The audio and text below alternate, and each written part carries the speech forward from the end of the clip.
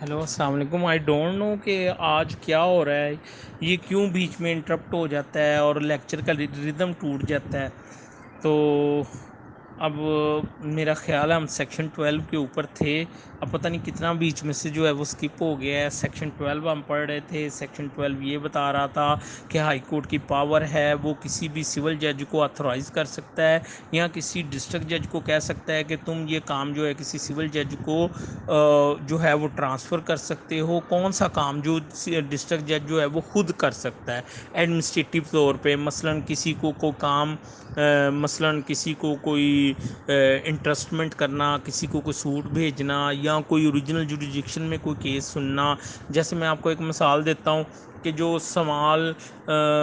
Small minor offences के तहत जो छोटे छोटे मैटर हैं, तो वो उसकी अपील जो है वो जो है हाई कोर्ट जो है वो किसी भी सिविल जज के ऊपर जो है वो कंफर कर सकता है। तो ये सेक्शन 12 उससे डील कर रहा था।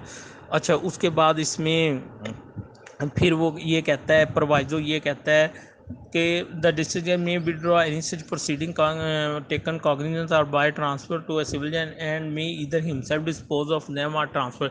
अच्छा, फिर जो हाई कोर्ट ने उसको एम्पावर किया है कि वो कोई भी अपनी कॉग्निजेंस का मैटर किसी को दे सकता है या कोई और सिविल जज सुन सकता है। तो सब सेक्शन 2 कहता है कि डिस्ट्रिक्ट जज वो वापस भी ले सकता है और ख़ुद सुन सकता है या किसी और को वो करने का जो है वो कह सकता है। उसके बाद सब सेक्शन 3 ये कह रहा है कि जब हाई कोर्ट ने किसी को कहा होगा, ठीक है, provided that nothing herein contained shall empower है डिस्ट्रिक्ट जज टू विड्रॉ सच प्रोसीडिंग। अगर वो प्रोसीडिंग जो है वो हाई कोर्ट ने कंफर की हैं, तो फिर जो है वो क्या कहते हैं, जो डिस्ट्रिक्ट जज है वो भी उसको जो है वो वापस नहीं ले सकता। वो जो पावर जो हाई कोर्ट ने कंफर की है उसको डिस्ट्रिक्ट जज भी विड्रॉ नहीं कर सकता। Proceeding taken cognizance of by or transfer to a civil जज एज द केस में under this section shall be dispose of by subject to the rule applicable to like proceeding when dispose of by the district जज। देखें, अगर एक civil जज के ऊपर powers कंफर कर दी गई हैं डिस्ट्रिक्ट जज की, जैसे मैंने आपको एक मिसाल दी कि माइनर ऑफेंसेस के तहत अपील डिस्ट्रिक्ट जज ने सुननी थी, लेकिन हाई कोर्ट ने सेक्शन 12 के तहत कह दिया कि ये जी सीनियर सिविल जज या फलां सिविल जज जो है वो सुनेगा। तो अब सब सेक्शन 3 कह रहा है कि जब वो उसको अपील को या उस मैटर को सुनेगा, तो फिर वो जो इख्तियारात इस्तेमाल करेगा वो भी डिस्ट्रिक्ट जज वाले इख्तियार करेगा उसको डिस्पोज ऑफ करने के लिए। होप आपको सेक्शन 12 की बड़ी अच्छी तरह से समझ आ गई है। सेक्शन 13 जो है वो प्लेस ऑफ सिटिंग के बारे में कहती है कि जजेस जो है वो उनकी प्लेस ऑफ सिटिंग जो है वो कहाँ पे होगी। उसके बाद सेक्शन 13 के बाद अब हम चलते हैं सेक्शन 14 के ऊपर। अब सेक्शन 14, 15 एंड 16 ये बड़े इंपॉर्टेंट है।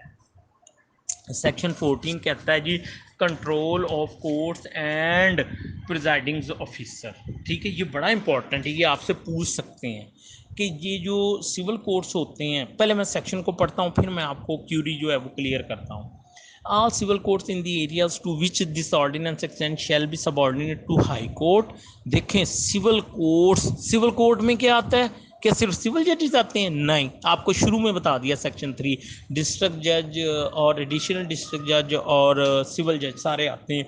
वो सब के सब जो है सब ऑर्डिनेट किसके होंगे? हाई कोर्ट के होंगे। And subject to the general superintendence and control of the high court, the district जज shall have control over a civil courts within the local limits of his jurisdiction. लेकिन within a district administrative तौर पे जो civil court हैं जिसमें district additional district जज और वो सिविल जज रह जाते हैं, उसके ऊपर कंट्रोल किसका होगा? वो डिस्ट्रिक्ट जज का होगा, और वो भी subject to general superintendence and control of the high court होगा। होप अगर हम आपको समझ आ गई है। अगर सबऑर्डिनेशन की बात होगी तो हर सिविल कोर्ट जो है वो हाई कोर्ट के अंडर है, लेकिन अगर बात जनरल सुप्रिटेंडेंस और वो हो जाएगी और कंट्रोल की, तो वो फिर जो है वो सब्जेक्ट टू जनरल सुप्रिटेंडेंस और कंट्रोल ऑफ हाई कोर्ट सारे जो एडिशनल डिस्ट्रिक्ट जज और जो सिविल जजेस होंगे वो जो है वो डिस्ट्रिक्ट जज के जो है वो अंडर आएंगे।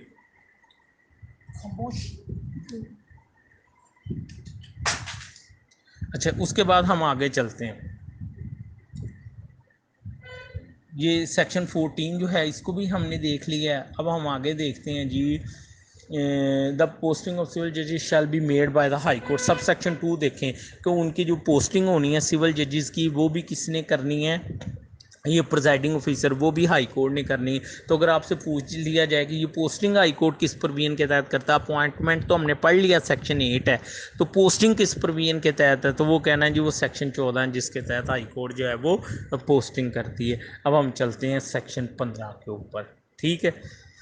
पावर टू डिस्ट्रीब्यूट बिजनेस, अब ये बड़ा क्वेश्चन आता है। देखिए मेरी बात सुनिए आप, डिस्ट्रीब्यूट बिजनेस से क्या मुराद है, आपने रोज़ देखा होगा सीनियर सिविल जज मार्किंग कर रहा होता है, ये फ़लाँ सिविल जज को जाएगा केस या फ़लाँ चीज़ को, इसी जो डिस्ट्रिक्ट लेवल पे यानी एडिशनल डिस्ट्रिक्ट जजेस को भी जो है वो मार्किंग वगैरह हो रही होती है, तो उसको कहते हैं power to distribute the business. और वो कौन से सेक्शन के तहत होती है, वो 15 सेक्शन के तहत है। और 15 सेक्शन के तहत वो पावर ऑफ डिस्ट्रीब्यूशन किसकी, डिस्ट्रीब्यूट बिजनेस किसकी पावर है, वो डिस्ट्रिक्ट जज है जो है वो उसकी पावर है अंडर सेक्शन जो है वो 15।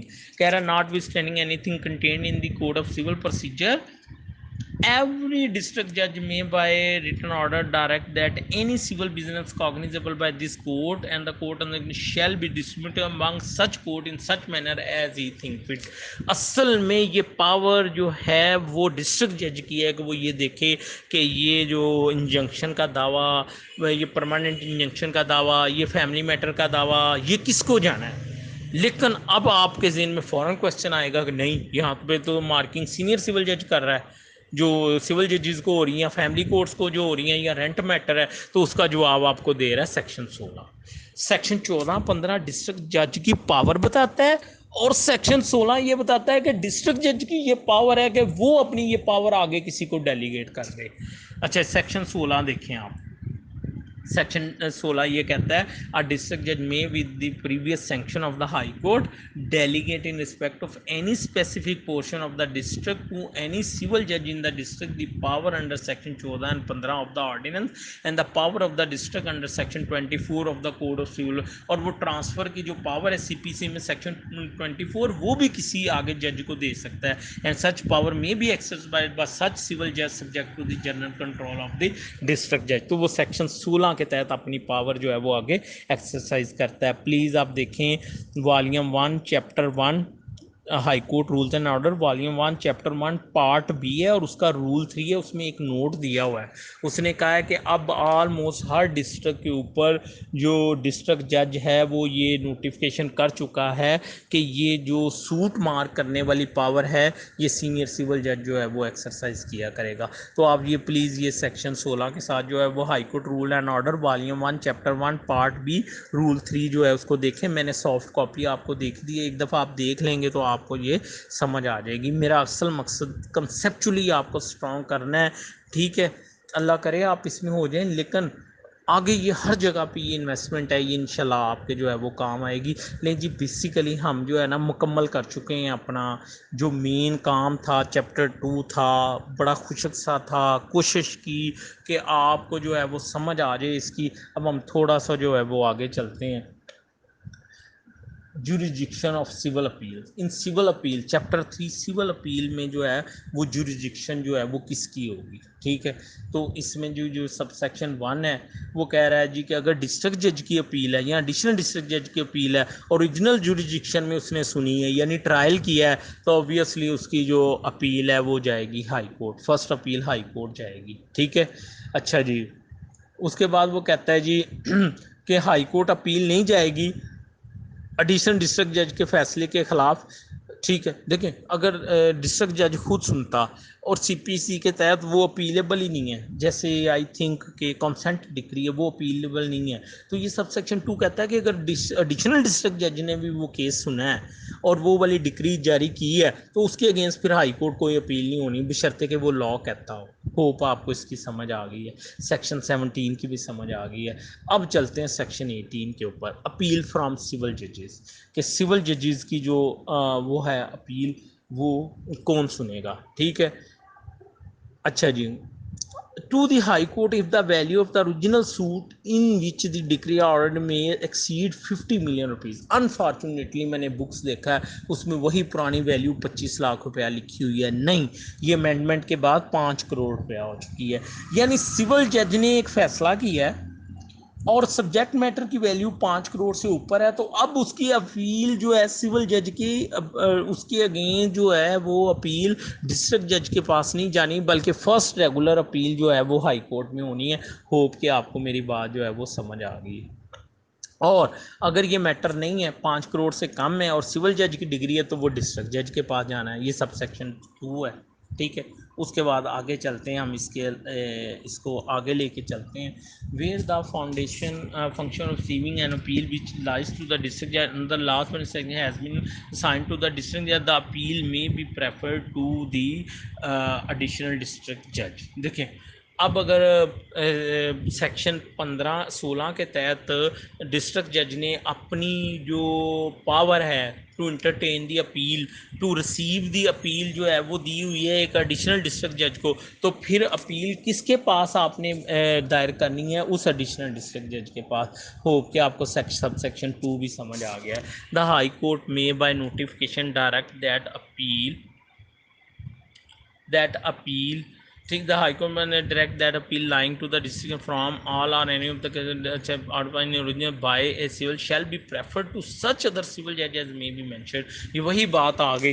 हाई कोर्ट जो है वो थ्रू नोटिफिकेशन ये बात कह सकता है कि जो अपील डिस्ट्रिक्ट जज को जानी थी, वो क्या कहते हैं, वो जो सिविल जज के फैसले के ख़िलाफ़ जो है वो जानी थी डिस्ट्रिक्ट जज को, वो उसको नहीं जाएगी बल्कि इस सिविल जज को जाएगी। हाई कोर्ट उसके बारे में नोटिफिकेशन कर सकता है, जिसकी मिसाल मैंने आपको दी है कि स्मॉल क्लेम्स, माइनर ऑफेंसेस के तहत जो छोटे छोटे पेटी मैटर्स होते हैं उसके अगेंस्ट अपील वैसे तो डिस्ट्रिक्ट जज को लाई करती है, लेकिन इस सेक्शन के तहत जो है नोटिफिकेशन हाई कोर्ट कर सकती है। नहीं, डिस्ट्रिक्ट जज के पास नहीं जाना, आप फलां सिविल जज को एम्पावर किया जा रहा है एज ए एपलेट कोर्ट, तो आप वहाँ पे जाके जो है वो अपील जो है वो दायर कर लें। होप कि आपको जो है वो सब सेक्शन जो 3 है उसकी भी समझ आ गई है। ले जी, अब आगे चलते हैं। supplemental provision, continuous of power of officer, whenever any person holding an office in the service of the state who has been invested with any person power under this ordinance throughout any local area is transferred or posted at any subsequent time to an equal or higher office of the same nature within like local area, he shall, unless the high court otherwise direct to have otherwise directly exercise the same power in the local area to which he is so transferred or posted, ठीक है। अच्छा, ये देखें, ये हमने जो है वो क्या कहते हैं, वो जो पढ़ा है ना वो सेक्शन सिविल जज के